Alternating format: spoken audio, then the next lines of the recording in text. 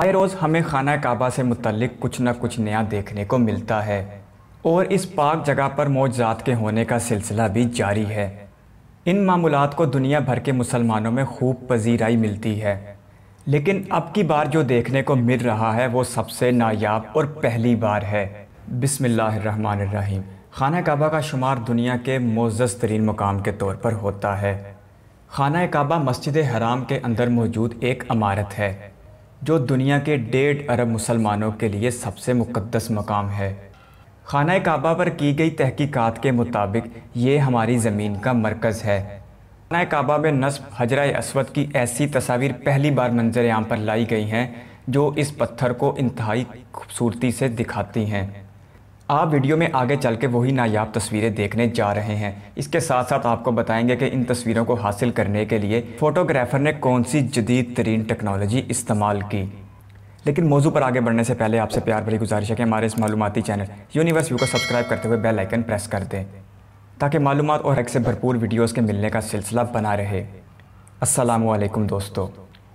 مکہ مکرمہ میں خانہ کعبہ اور مسجد حرام کا وسیع و عریض انتظام سنبھالنے کے لیے بہت سے ادارے موجود ہیں۔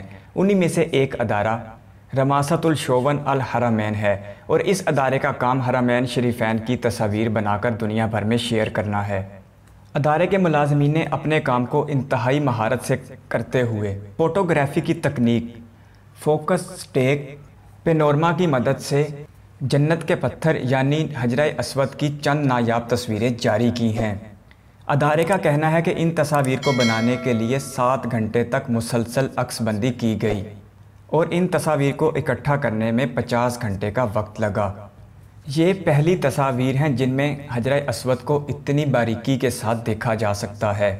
اس تصویر کو بنانے کے لیے 1050 فوکس ٹاک پینورما بنائے گئے اور بالآخر 50 گھنٹوں کی پروسیسنگ کے بعد تقریباً 49,000 میگا پکسل پر مشتمل یہ تصاویر جاری کی گئیں۔